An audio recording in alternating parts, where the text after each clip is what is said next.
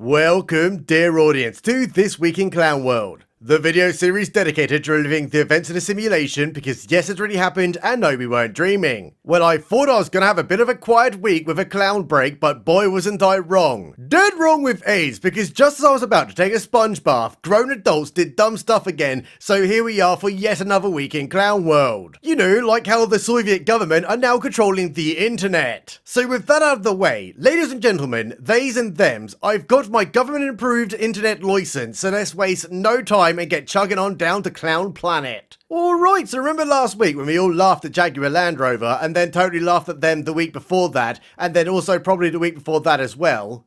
Come to think about it, kind of been laughing at them for quite a while now. Well, oh lordy lordy, just when you thought they could not pull another incredibly dumb idea out of their diarrhea bucket of an ass, boys, they did it again, because when Jaguar came out with their non-binary they-them LGTV fridge freezer rebrand, complete with the destruction of one of the most iconic badges in the automotive history, Land Rover went, you know what, someone better hold my damn diet water, because how's about we also make ourselves into an LGTV fridge magnet and now have rebranded the Range Rover to look like an androgynous blob of utter shite. What is wrong with these complete tits? I mean, you can gloss up the badge as much as you want to appeal to the modern consumer, but the car itself is a heap of shit to begin with. You might want to think about fixing that shite box of a clutch first, eh? And before anyone has a re-raging meltdown in the comments because I called Land Rover shite, yes, I know the Land Rovers are very, very capable 4x4s, but go count how many of them are currently sitting on the back of a tow truck. My father has had 3 Land Rovers, and one of them the electrics completely went, the other one the clutch crapped itself after like 10,000 miles, and on the last one the steering completely died to death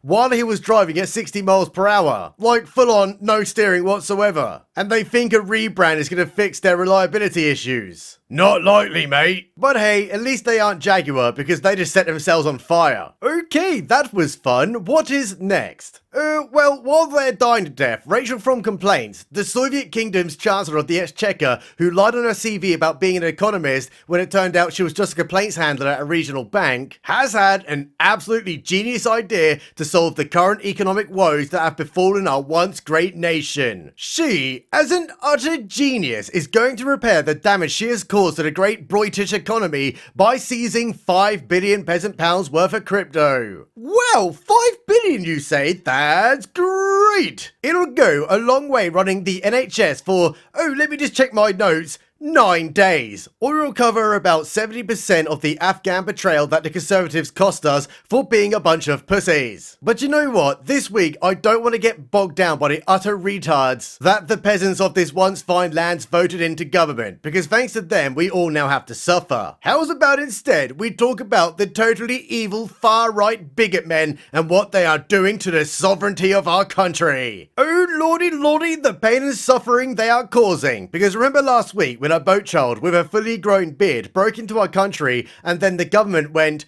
"Oh, you poor child with a beard. How's about you go live in a hotel that we'll all pay for through hard-working taxpayers, and also will let you mill around in local areas near schools, even though we don't know who the fuck you are?" And then one of them went on to harass a child, and then the residents of Epping were like, "Yeah, serious?" And so went full far-right bigot hate crimes by telling the government that this is totally not cool and it is putting the citizens in real danger, even though the fundamental function of a government is to protect its citizens, and not a bunch of Somalians. Well boys, those totally evil far-right bigots who refuse to sacrifice their children in the name of diversity have spread out, and now the residents of distant Norfolk are pissed, and so are the residents of Nottinghamshire, and so are the residents of Norwich. Oh god, it's so bigoted with their, let me check my notes, refusal to let their children get graped by boat people and then have to pay for it through taxes. Well, what else did you expect, and it isn't gonna get any better. I mean, seriously, how much longer does this dildo government and the failed vaginas that are called conservatories think that they could have let boat people keep coming into our country and stab, murder and grape our fellow countrymen until the fucking powder keg went off? You know, like the lovable boat child with a fully grown beard assaulting a woman and only getting 14 months in prison prison instead of getting wood chipped and sent back to a shithole immediately. Now, I ain't condoning radical action here, but how much longer is this shite gonna be tolerated until it really starts hitting the fan?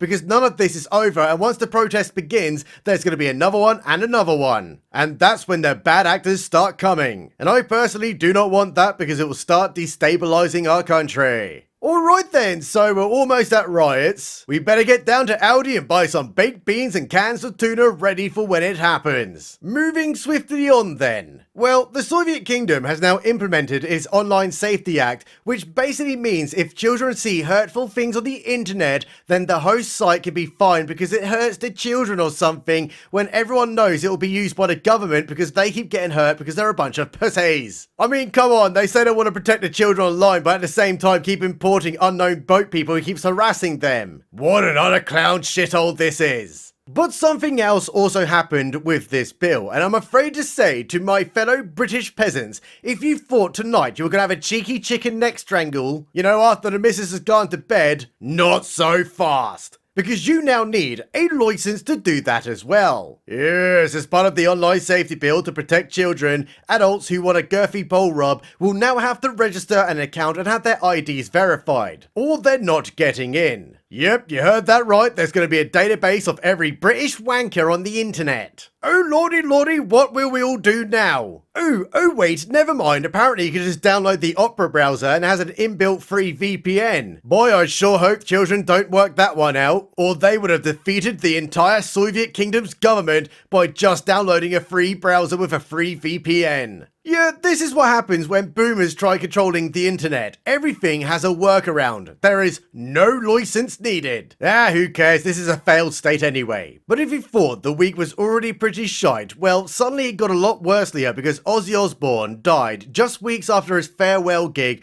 which is actually quite sad as old school Sabbath is some really good damn music. But it was also quite wholesome in a way because he died after being honoured by some of the best bands on this planet, and it closed the arc of his musical career. Nothing clown about it, just sad innit? Including Hulk Hogan, the man who manned so hard he pretended to beat a few people up and then became a global household name. Meanwhile, in space, boys, I don't think we actually have much time to mourn our losses right now because you're gonna need to go get your AR-14s and shotguns. Or if you're British, a barker knife. As we might be fighting our first intergalactic war where all the political leaders who keep bombing each other are gonna quite realise that they actually don't need to do that anymore. We've got the frickin' aliens. Yes, intergalactic alien invasion time, where an object incoming has been determined to be very, very scary. Well, that's according to some scientists apparently. They worked it all out. Don't question it, it's gonna be the aliens, bro. Bullshit! Now, they might be right and there are aliens coming. I don't know, I've got dum-dum head. I don't even know my guns, bro. But there is something we are not considering here. There is a fundamental truth on this planet in the arse end of a barbed spiral galaxy that there are a lot of thirsty boys in this world. Especially in the Soviet Kingdom as they took the prawn away. So any alien invasion is going to be met with a bunch of thirsties waiting to get some green alien ass cheeks clapped. Wouldn't worry about it. Alright, so that's something to look forward to then. Is there anything else going on? Well, remember that time when Macron married his school teacher who was also like 20 years older than him, and she hit on him when he was 15 years old, which is some quite noncy shite? Well, some people keep saying that that was a man this entire time, and Candace Owens did a whole 7-part documentary on it. Yeah, that was a hate crime and it upset Macron's husband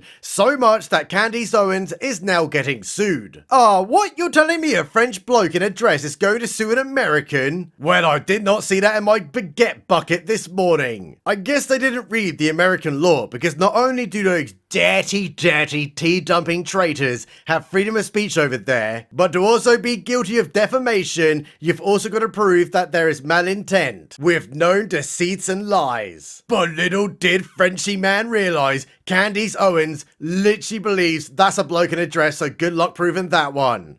Moving on, it's Shark Week on the Discovery Channel. Yay, it's like annual Pride Week but for sharks. So if you find yourself bored, you can watch an entire week's worth of some bloke blokes saying that they swore they saw a megalodon once, so for an entire hour they go out in the sea and go searching for it to find absolutely no megalodons. Oh, and also they'll probably chuck in a couple of Hitler documentaries too, so, you know, there'll probably be a couple of Nazi shark programs on. Very scary. But then, out of nowhere, China do the most based shite I have ever seen in my life. Those little Chinese fellas Chinesing all over the place may have a practice where if you hit somebody, even a child, with your car, it is more economically viable to reverse and finish the job off than it is to get an ambulance because they'll have to pay for their medical bills for the rest of their lives. But when they took one look at the degeneracy of the Western world, they saw the disappointment in every father's eyes and said, hell nah, brother, we're gonna ban OnlyFans long time. Yes, even China know that this shit is so degenerate that they've completely banned it. Pretty based, boys. At least then, they won't be raising an entire generation of simp behaviour. Yeah, I still don't understand why men would pay someone on the internet to show them pictures of their butthole when all you have to do is go get a Ford Escort instead and you'll get the cheeky chicken strangled included in the price. But hey, weak men part of the cycle, innit? So as one half of the world rejects fottery elsewhere, the biggest protest in the history of protesting protested so hard that there will never be a protest quite like it again. Yes, women's basketball. The sport that everybody apparently really supports,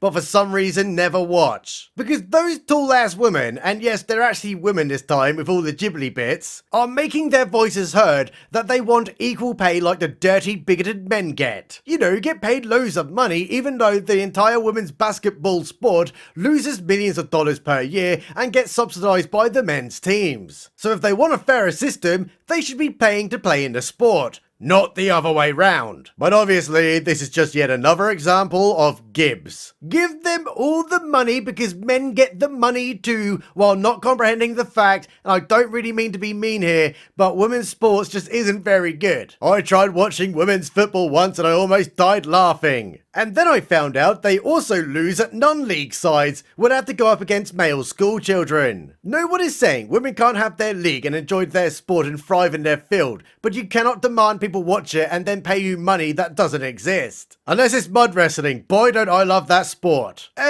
Moving swiftly on. Man dies because of a 9 kg chain in an MRI machine. Pretty bad way to go, bro. Although I did see an interview with his wife and she just wanted him to help her because she's got some medical problems and he got caught up in a magnetic field. It's actually genuinely quite sad, but it does pose the question, why the fuck was he anywhere near an MRI machine with a 9 kg chain around his neck, and even worse, why was he wearing it at a hospital in the first place? I know he was doing weight training, but it just seems a bit weird. But just when you thought we were done with This Week in Clown World, my god, we weren't. Because remember that time when the Orange Man won the 2016 election and then the United States of America wasted millions upon millions of dollars on investigating a completely made up dossier that claimed that he was only put into office by the totally evil far-right Putin man? Well boys, it looks like Big Mike's husband, Barry Obamna, the drone king-in-chief, is going to jail. Because apparently there is evidence that Big Mike's husband knew